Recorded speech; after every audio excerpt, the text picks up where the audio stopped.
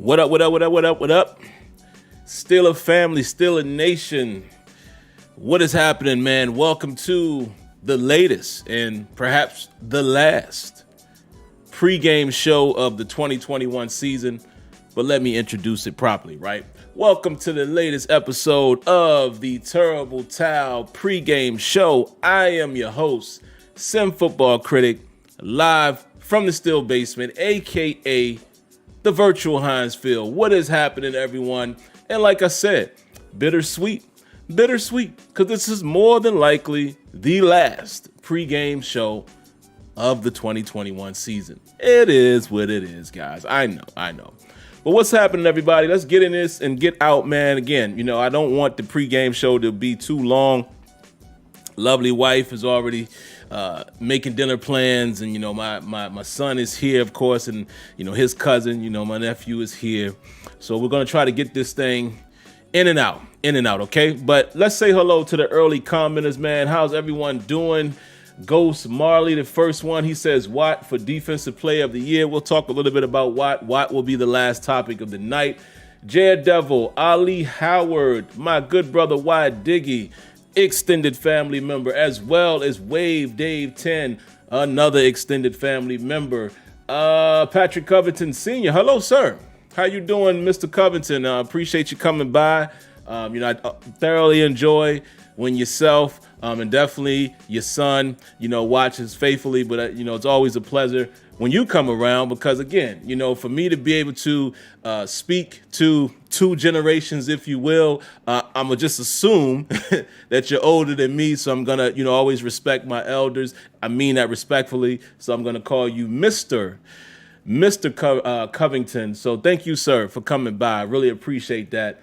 Who else we got? BQ 412. I love when the 412s are in here, man, because, in case you guys don't know, the 412 area code is, the Pittsburgh area and surrounding area. So I'm always giving it up to those folks because, myself, I'm not from Pittsburgh. I don't live in the Pittsburgh area. I do reside in Pennsylvania. But, I'm always going to give love and respect to those who are actually from the area. Gotta love that. Who else we got in here? Peter Henry. Hello, the real Missy. Thank you for coming by and hanging out with the boys on Saturday evening. Really appreciate that, Miss Lady. Thank you for coming through. Who else we got up in here? Freaky MC. I like that name. 007 in the building. Drew. Reggie Reg. Look at that. Reggie Reg, man. Another extended family member. And why I'm saying that, I see why Diggy is in here as well. Guys, I do apologize. Somehow it slipped my mind with providing the all 22 footage this week.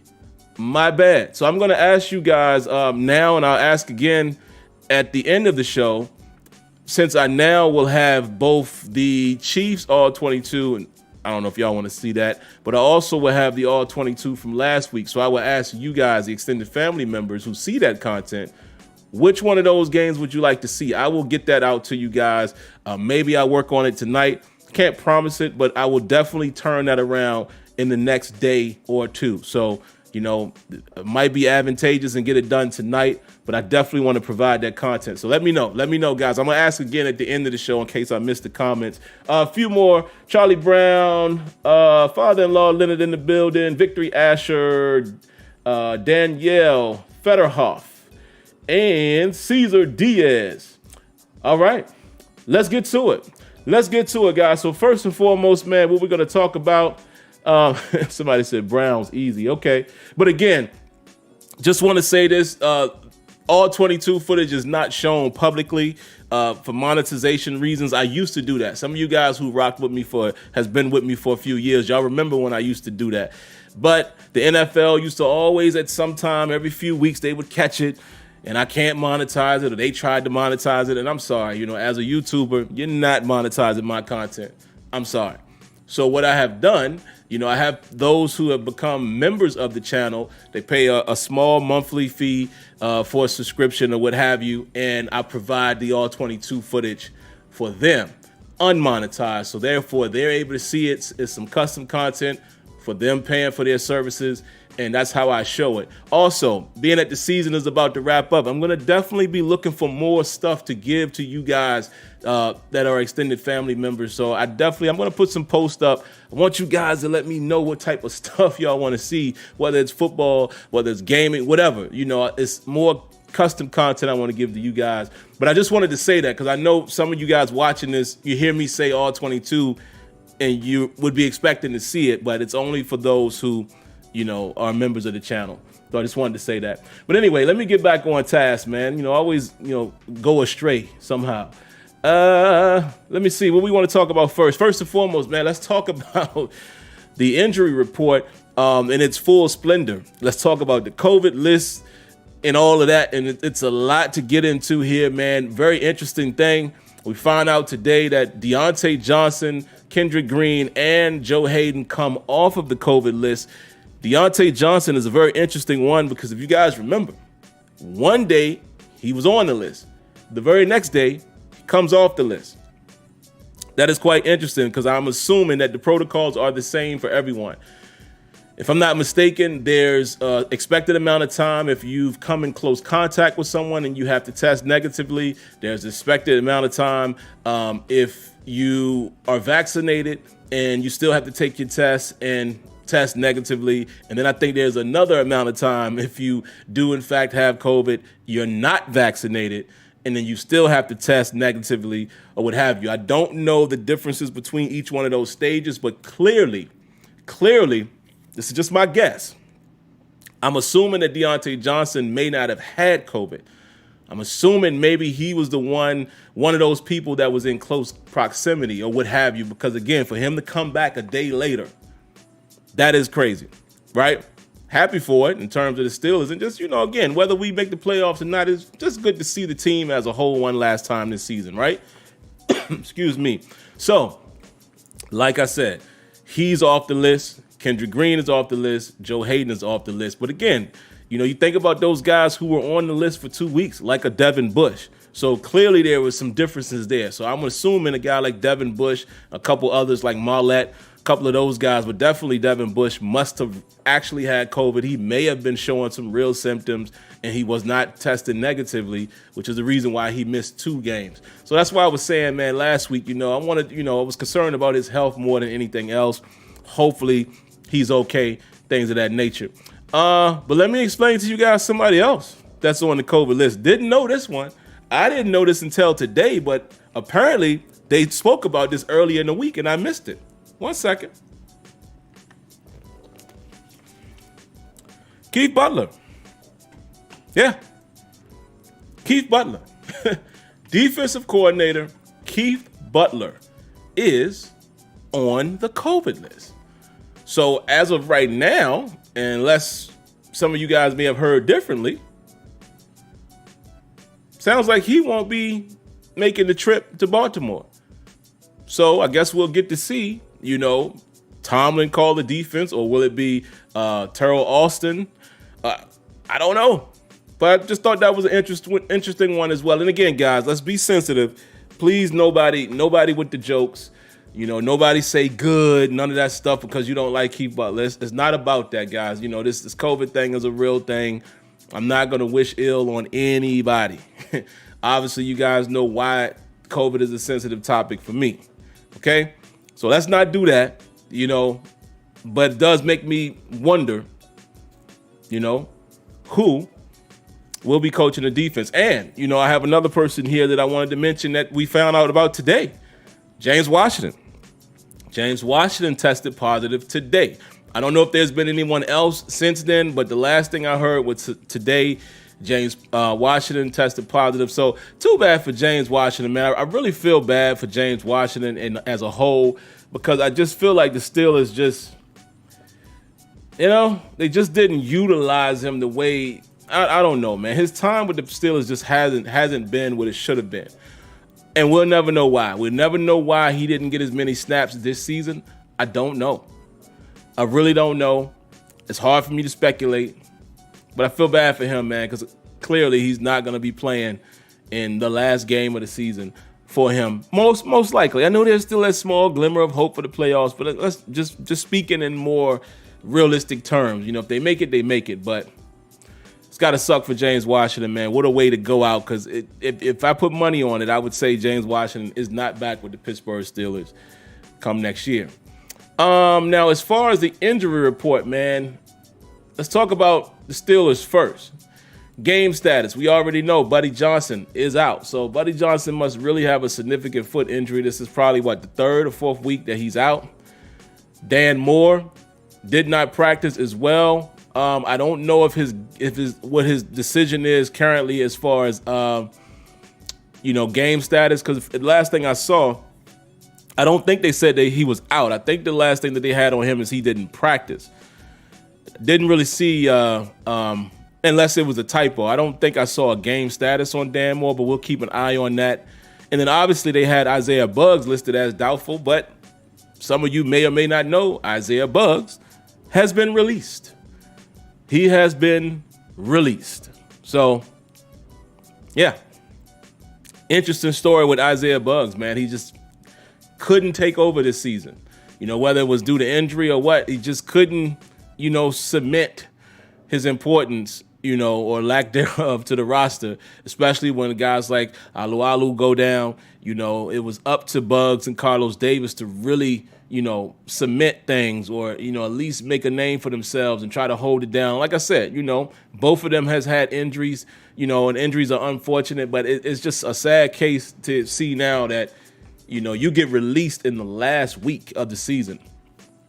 Maybe there's an injury. I don't know, because they said he was doubtful to play due to an illness. I don't know. You never know why he got released, but can't be good unless they're planning for him to circle back, or unless there's another roster move they're trying to make that had to release him. I don't know. It's just a little interesting there. But also, as far as Friday, we already know about Buddy Johnson. Trey Turner did practice in full. Ben Roethlisberger in full. Terrell Edmonds was a full. We know he had a growing injury. Arthur Marlette was full. And, we already know about Isaiah Buggs. Now, if we flip over to the Ravens, let's talk about all of the people who did not practice or what their practice report looked like on Friday. Then I'll talk about their status. Cornerback Anthony Averett did not practice. Lamar Jackson did not practice. Melvin McCary, their tackle. Melvin, where did I get that from? I don't know what I'm looking at. Patrick McCary was a full participant, actually. I was looking at the wrong line there. So he did practice. Linebacker Odafe Owe. I think I'm pronouncing his name correct. I think it's Owe. Odafe, y'all know that linebacker, fast guy, did not practice. Guard Ben Powers was limited. Bradley Bozeman, their center, was full. Tyler Huntley was full. Ben Cleveland, limited. Marquise Brown, full. Calais Campbell did not practice. They said it's not injury related. And then Devin Duvernay was a full. But here's the interesting thing. They have a more lengthy list as far as status. Anthony Everett is ruled out. Lamar Jackson was ruled out. Odafe, doubtful. Woo. Ben Powers, questionable. Ben Cleveland, questionable. And Devin Duvernay as well as questionable. So, yeah, they're going to be missing some pieces, man. I don't think they can afford to be missing Owe. Everett was already, filling in for like Peters. So, they continue to get thin at the corner position. We already know that Peters and, Humphrey, both of those guys are out. So, oh, man. Interesting. Very interesting. But anyway, guys, only thing else I really want to talk about really quick, and then we'll get out of here, man. I'll ask you guys a few questions, and we'll talk about TJ. But Ben Roethlisberger was quoted by saying that he expects that Kendrick Green would move to guard. Now, what's interesting about that, all of us here on the show has kind of said that. We've all said, you know what? Kendrick Green doesn't appear to be an NFL center.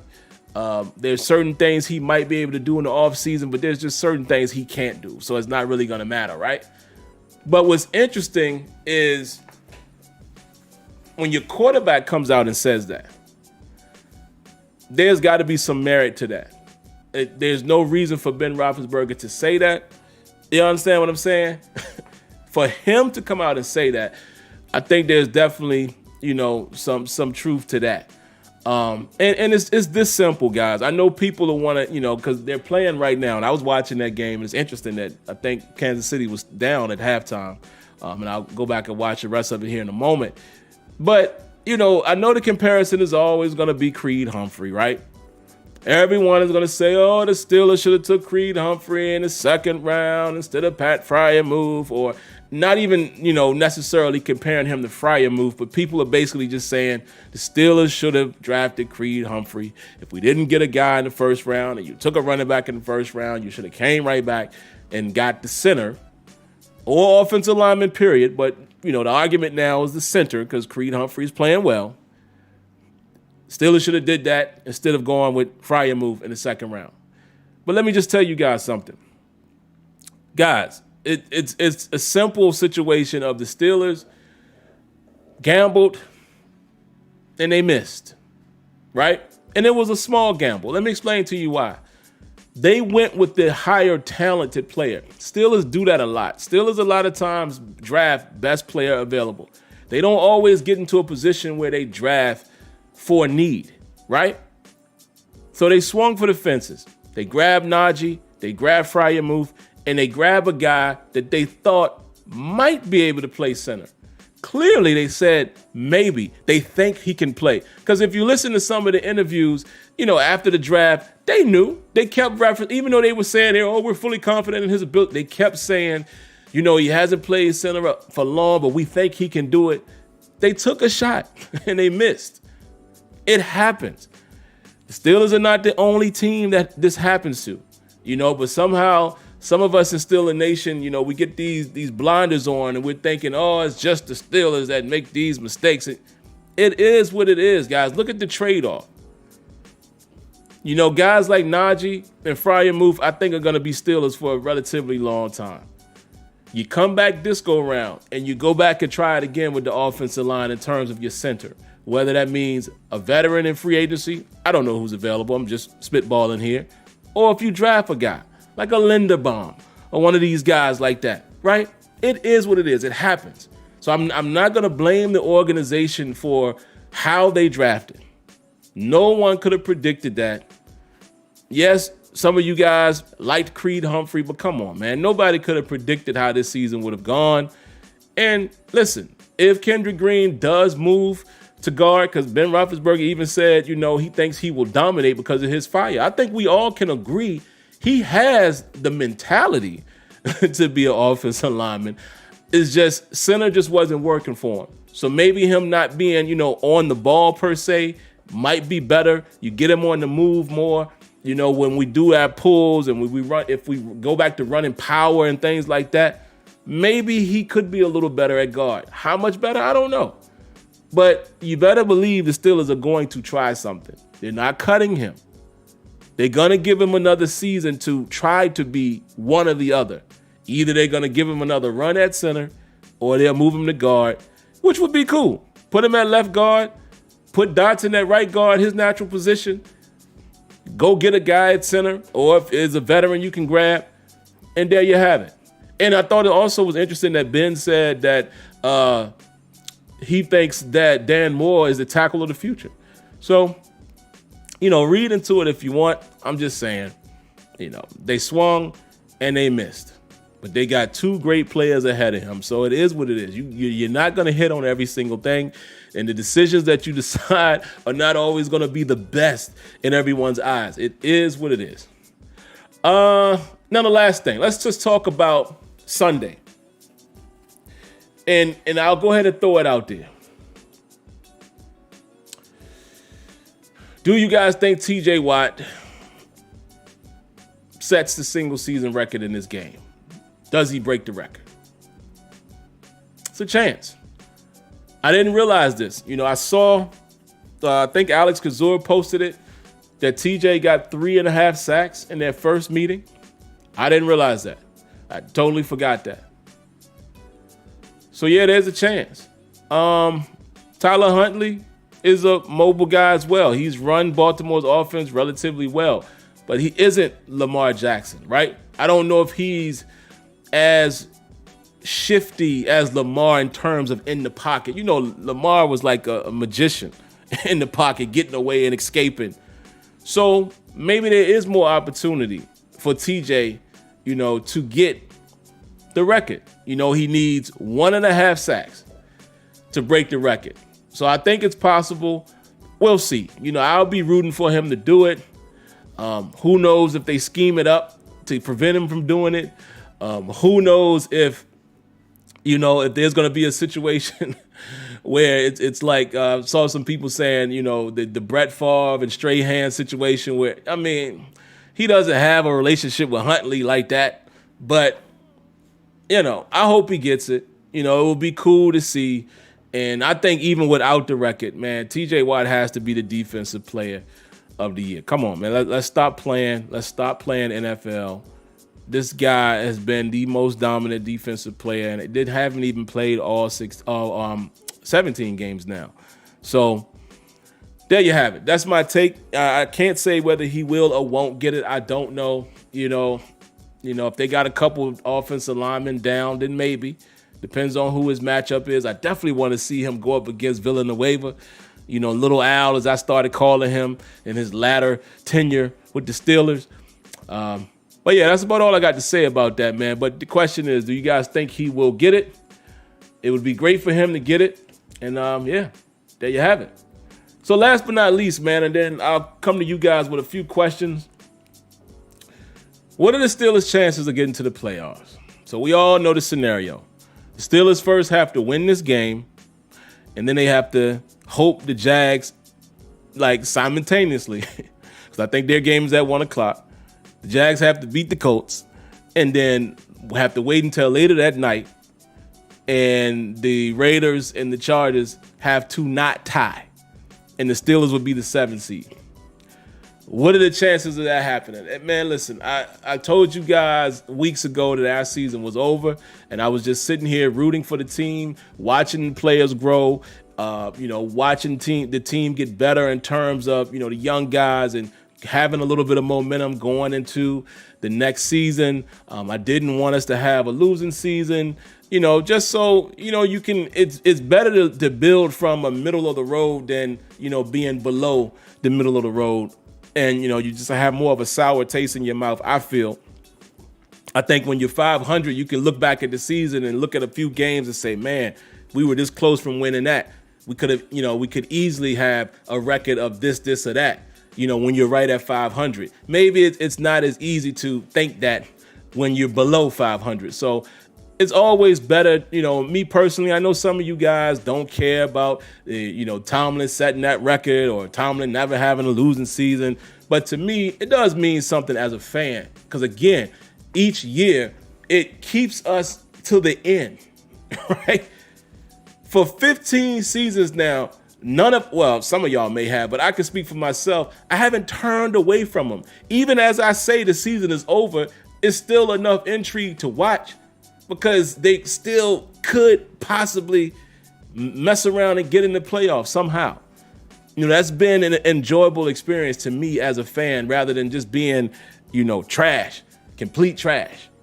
I'd rather it be this way. You know what I mean? But like I said, guys, the chances of us doing it, I don't know, man. If I'm being real about it, Baltimore is actually playing for a small chance as well. Their chance is less, it's even more slight than us, but it's on the line. It's a divisional opponent. We already beat them in Pittsburgh. I'm sure they would prefer not to have a losing season as well, right? So it's one of those things because of the team we've had all season, nothing about our team offensively primarily, or run defense primarily, because again, we have a game where we do good against the run and then we get gashed the very next week. There's nothing that makes me confident about the Steelers going to Baltimore and winning this game with or without Lamar, because they can play the same offense without Lamar. They're banged up defensively. Hopefully our offense can take advantage of that. But there's nothing that makes me feel like we're just going to win this game. I think the moral victory was last week. Ben Roethlisberger beats a team that he's been beating into the ground since he's been in the league, and it being an Ohio team, and he's from Ohio, his last Heinz Field game, that was the game. So it would not surprise me one bit if the Steelers go to Baltimore and lose, and it shouldn't surprise any of you guys either, honestly. And honestly, it shouldn't matter that much because the chances of them getting into the playoffs and doing anything, super small. And here's the funny thing. Looks like right now, according to how this game is going with KC, if the Steelers get in, they will be seeing Kansas City. They will be playing Kansas City, right? If I got that correct, right? Y'all correct me on that. The 7th seed plays the number 2 seed, right? Now, because the extended week and only one team gets a bye. Am I correct on that? Y'all help me on that if I remember correctly. And I don't care how they're playing against Denver right now. We just saw what the Steelers were unable to do against them. And we'd have to go right back to Arrowhead. Like, come on, man. So none of this really matters to me, folks. I'm just saying. But those are my thoughts. That is my pregame show, man. It's in terms of, my thoughts. Will they win? I don't know, man. But I'm just going to watch, man. And hold on. Let me interrupt myself, guys. We got a donation from what he had. I'm not going to pronounce that because you're going to get me to curse on TV. Round of applause.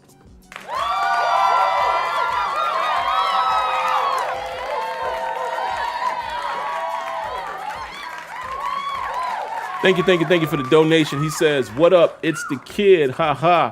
Watt equals Thor in the NFL MCU universe. Watt will get the record and the Steelers will hang on until the last few minutes for no playoff berth." Yeah, more than likely. That's what happens.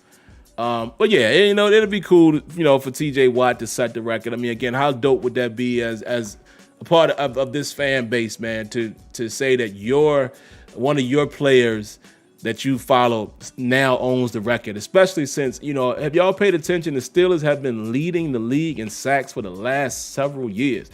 We keep doing it. It's been like 4 years now, I think. Maybe 3, but I think it's like 4. I think this is like the 4th season. So would be cool, man, for our fan base, for us to say a guy in TJ Watt who, again, when he came out, he wasn't projected as the top pass rusher. And the Steelers took a chance on him. Remember, he was more of the project, and he's turned out to be what he is. Would be amazing for us to see that. But all right, man, what you guys got? Throw me a couple comments, a couple questions, and then I'll get out of here, man. And then, of course, I'll see you guys tomorrow post-game. What y'all got?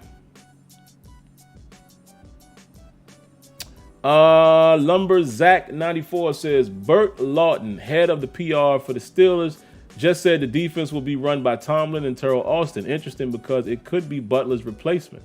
Very interesting. Very interesting. And you're absolutely correct. We know the Steel away, right? Contracts expire. They usually promote from within. Maybe Tomlin, again, I'm speculating, but maybe he had this already, they locked down Austin when they did, knowing that he would eventually be the guy. I don't know. I'm just spitballing. But yeah, that makes sense. But here's the funny thing. Boy, I can't wait to see the comments. Hold on. I can't wait to see the comments from Steeler Nation if the defense get ran all on. Right?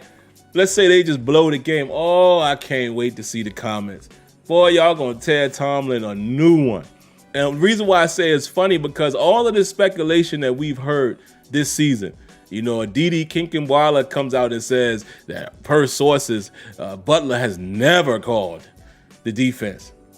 Okay, how crazy is that? And then all season, right here in this chat, some of you guys have argued who was making the calls. Was it Tomlin? Was it Butler? Right? And the games they did good, we didn't give credit to either one of them.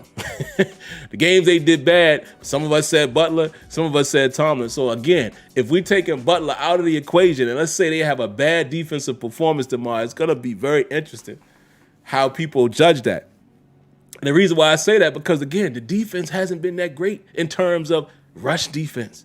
And in most cases, secondary hasn't played that well. They've had a couple games lately. So my point will be this before we even see tomorrow. Whether it was whichever guy, there's no argument now. Because if it was Tomlin this whole season, same results. If it was Butler, same result. You see what I'm saying? So it's going to be very interesting to see how people, it's going to be real cool to see how people respond to that, whether it's a good or bad defensive performance. What else y'all got here? Charlie Brown says, talk to me, Kenyon. How do you view, you said Kenyon Green. No, I believe, who's Kendrick Green versus Linderbaum, which is 1A and 1B. Or maybe Kenyon Green is somebody. I don't know. Because if you're comparing those guys, you must be referring to two guys who are currently in college. I know Linderbaum. Let's see. Kenyon says, Tomlin is a cover 2 zone coach. Absolutely is. And again, most of us would know that. Most of us would know that. It's the same reason why we've started to see more cover 2. Y'all notice that? Last season or two, we started to see it more. We weren't seeing that before that. And even still, we run a lot of cover 3, even right now. So for a lot of you guys that think that Tomlin has been running the show, no. I think he does have input, but Keith Butler has pretty much run with, what Dick LeBeau was running. A few variations, but that's pretty much the same philosophy. So it should be clear. Okay, while Diggy says Kenyon Green from Texas A&M. Okay. Y'all putting me up on somebody I'm not familiar with him at all. What else we got? James H says, no brainer to pick Linderbaum if he's still there. Yeah, man, that kid, special. He's a little special. Anything else? Come on, guys. Give me a few more, man. If not, I'm going to go ahead and sign off, man. We had 33 minutes, and I wanted to keep this relatively short, so we're nearing the end here. But come on, any other comments, questions before I get up out of here?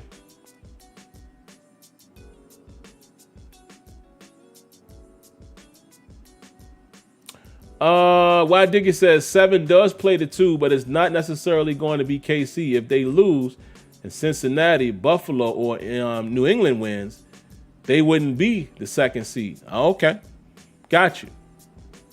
And y'all could tell I haven't paid much attention to the playoffs, right? Because I've been said that this season is over.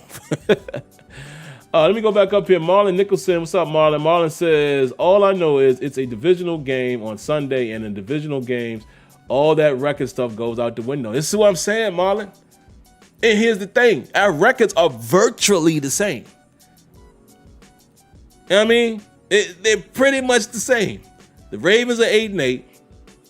We are 8-7-1. And I know what you're saying. You're probably referring to the Jags and the Colts. Right. They like 2 and something. So you could throw all of that out the window. The Jags, I'm sure, would get up to play that game. So that's why I'm saying I don't know, man. I don't know if the Steelers march into Baltimore and get the dub, man. I just don't. Victory Asher, man, thank you for the donation. Round of applause to you, sir.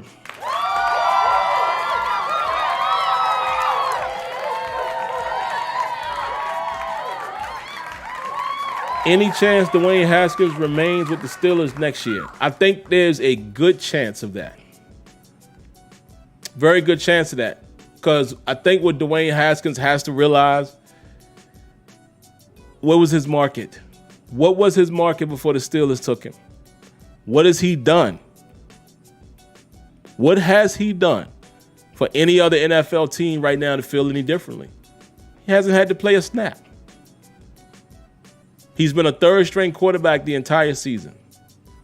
So I think he comes back with the Steelers, because what the Steelers are going to probably do is say, hey, you're going to have an opportunity next year to compete for the starting position. I think he comes back with the Steelers, and I think he comes back on a fairly decent contract. Because I just don't know where else he goes. It only takes one team, but I just don't think where else does he go? What else has he done this season for another team to be like, yeah, we're gonna go ahead and get him in. So yeah, I think there's a very good chance he'll be back and he'll be in that competition. A few late night says the class that's the class that's the thinnest, that's the group you want to draft in the first round. Got you. I can agree with that. Why Diggy says the Steelers quarterback next year is most likely that first name, Mason Rudolph. He says most likely Mason Rudolph, Dwayne Haskins, and Josh Dobbs.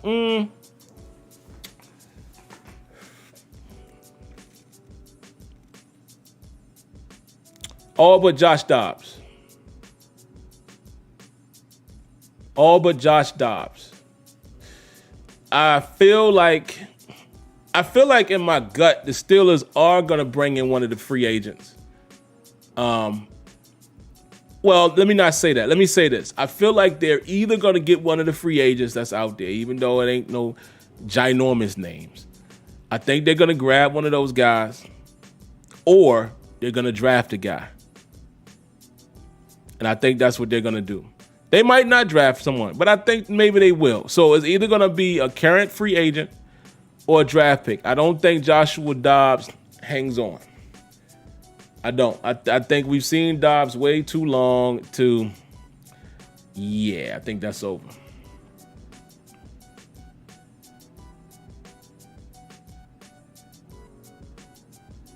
James H. says he thinks TJ gets one sack. Yeah, one sack will tie it.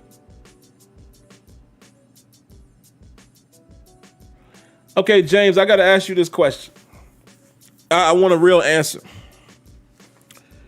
Why do you think Rudolph won't be here next year? I'm going to wait for you to answer that, and then we'll get out of here.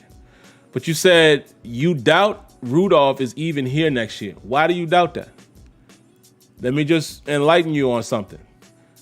Before this season, before the 2021 season, Mason Rudolph signed an extension, which keeps him under contract for next season. So what reason would Mason Rudolph not be with the Steelers next season? Now, maybe you didn't know that, but, just wanted to enlighten you on that. That's why I'm asking why you say that. I want to know your perspective, what brings you to that. But you have to remember that. And again, maybe you don't know. So if I'm informing you of that, then great. But yes, before the 2021 season began, Mason Rudolph signed an extension that keeps him with the Steelers through the 2022 season. My belief is that he does that because the Steelers already told him, we're going into this season thinking Ben Roethlisberger will be retiring. You're going to be a chance to be the guy. There's no other reason for him to have signed that contract, in my opinion. And if he did, why did you do that, sir? Go test free agency, maybe. But, yeah. So I just wanted to ask that question. I got to read this one. Mr. Covington Sr. Mr. Covington says, Sim, what about Kenny Pickett? More than any team, the Steelers have seen him up close. Man, I like Kenny Pickett. And I don't, listen, what I don't want to do is, as I didn't want to just jump on the Kenny Pickett train, when I was hearing about him. Y'all remember I was late on watching him. But the more I watch him, I like him, man. I don't know if he's a world beater, but I like what I see on field. I like the fact that he shows some toughness. I like that he can take off and run if he needs to, and runs relatively well. I like that he hangs in the pocket. I just like how he plays. I'm not saying he's the greatest quarterback I've ever seen or anything like that, but he looks like out of this class, right? And if the Steelers were to land him, I'm cool with taking a shot on him to see what he has. And that's why I will leave it. I don't have a full evaluation on him, but I do like him. And like you said, man, the Steelers definitely should have eyes on him. I mean, he's right there in Pittsburgh. What a story that would be. That's like another James Conner situation. You play in Pittsburgh and you basically practice at the same place again in your pro career. That would be cool. Diggy says he's probably not going to be there when we pick, but the trenches should be priority one in my opinion. Yeah, and that's the thing, man. It's one of those things, man, that don't fool yourselves into thinking that the Steelers are going to go quarterback. I'm not 100% sure they do that, man. Not in the first. I think if one of these project guys, and I hate to say it like that, but one of these guys that might be something is still available in the second or third, maybe you see it. But I do think fixing the trenches is priority number one on both sides of the ball, probably. So there you have it. But all right, guys, I didn't see James H come back. So I'm going to go ahead and close this down, man. Again, a little longer than I expected tonight. I'm going to go hang out and spend the rest of my evening. Enjoy my evening. But again, guys, y'all know where to find me tomorrow, man. After the game, we will be wrapping it up. Question is, will this be the last post-game show of the season? We shall find out tomorrow, right? But again, guys, if you haven't already, if you're new and you came back, you came by here, you like what I do, I would encourage you to go ahead and subscribe to the channel. Not going to hurt you, right? And once you subscribe, cut on your notification bell so you know videos are available. As well, if you like what you saw tonight, how else could you explain or showcase to me that you like it? By hitting the like button. Hit the like button. That's all I ask. Simple. Boop. If you dislike the video, hit the dislike button. I don't mind. All right? But until tomorrow, guys, I definitely encourage you guys to enjoy the rest of your evening. Watch some football like I'm going to be doing. Enjoy your families, or whatever your vice is. Just have a great evening, man. And everyone stay safe. God bless. And like always, thank you for tuning in to the Terrible Towel pregame show, week 18. I'll see you guys tomorrow following the game. All right? Y'all be good. Peace.